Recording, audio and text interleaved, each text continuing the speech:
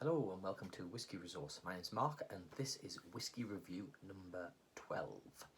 So I'm going to jump straight into it, and today I'm going to be doing another American whiskey, and it's going to be another bourbon. This time it's Buffalo Trace. You can see there from the fill level, about a third left.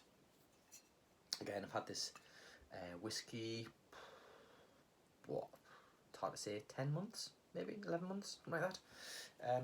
Picked it up off Amazon for a bargain of, I think I paid about £16.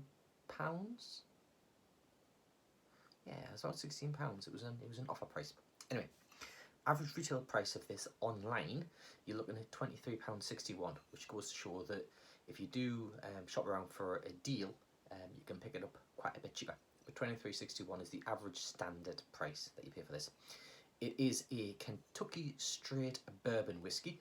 It's bottled at 40% ABV. Now, it's a Kentucky straight bourbon. So if you watch my review of the Jim Beam Devil's Cut, I went over briefly what a straight bourbon was. So there's no age statement on this. If you remember, a straight bourbon, if it's 2 or 3 year old, needs to say so. Otherwise, if it's older than that, if it's 4-year-old or more, they don't need to put an age statement on, which means that this is a minimum of a 4-year-old. There's nothing online to say how old it actually is, so we're going to go with the 4-year-old. So that's what we're using towards working up the value score. There's no information online about chill filtration, so it loses marks for that. Can't find anything. There's nothing on the bottle, nothing on the website to say if it's been chill filtered. There is points to make about some of the more expensive age statement whiskies at higher ABVs, which the state aren't chill filtered. So we would suggest this is a chill filtered whiskey. Again, being a bourbon, they're not allowed to put colours in it, so there's no colourant here. So they don't need to say that because it's just not allowed for bourbons. Which all of that combined gives it a value score of 83.1. Which is, I think you're probably going to find about a standard score for a lot of the, we'll call them budget bourbons. So, Buffalo Trace. A little bit more about them, or rather about this whiskey. Like all American bourbons, it's aged in new American oak barrels. Apparently this is aged on the middle floor of their warehouses in Kentucky, where the temperature varies the greatest degree. That helps with the coloration and the aging process.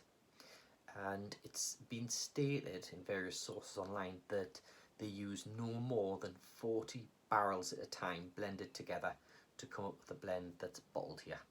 Because most whiskies are more than one barrel. It's not a single cask. It's multiple casks that have been blended together at the final stage before bottling. So apparently this is no more than 40 barrels that's gone into making this. So there we go. Let's give it a nose and we'll see what it's all about. It does come with a cork rather than the Jim Beam, which is a screw cap. And it is a natural cork, it's not an artificial cork. Although the fit, it's an okay fit. I was going to say the fit was a bit loose, but it's not, it's an okay fit. My brother bought one of these and it leaked on shipping, so complained and he sent another one and had a refund. Wait, okay, it's on the nose. Oak, straight away you're getting oak. Vanilla, it's a bit fruity. A tiny bit of alcohol on the nose, but not an awful lot. The fruits that you're getting from it are a tiny bit of orange, cinnamon orange. It is a bit spicy. A little bit of caramel nose.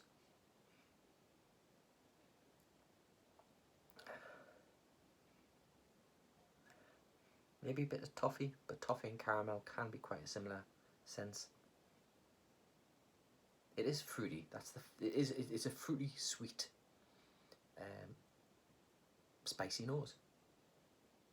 It's nice. It's pleasant. It's a really enjoyable nose.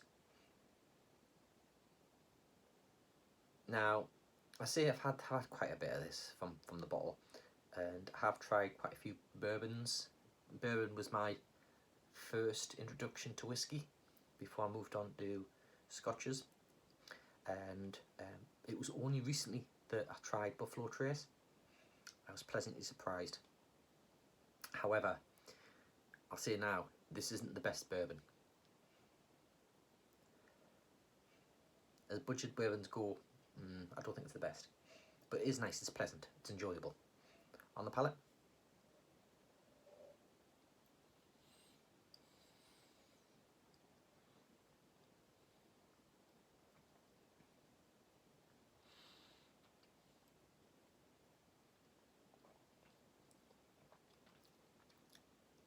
it's a spicy, sweet honeyed oak.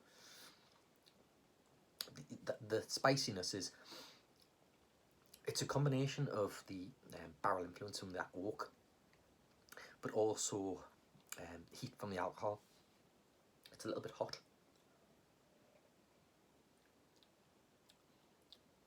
It's not as oaky as the Jim Beam Devil's Cut, but that was a stronger ABV. It was 5 points stronger than this.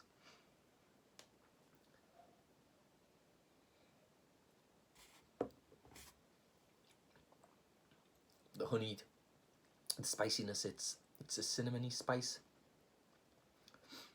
It's got a slight bitterness on the finish, a bit drying, quite tannic from the oak. It does dry the tongue quite a bit. That sweetness that's initially there on the palate as you swish it around your mouth dissipates quite quickly, and it moves on to that drying bitteriness. When you get to the back of your tongue,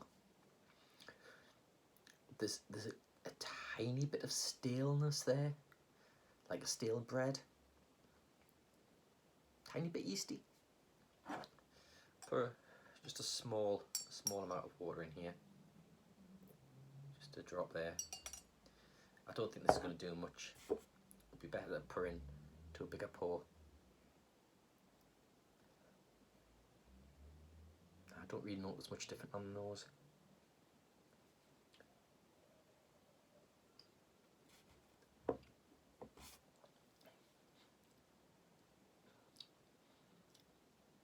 That's probably released a little bit more spiciness.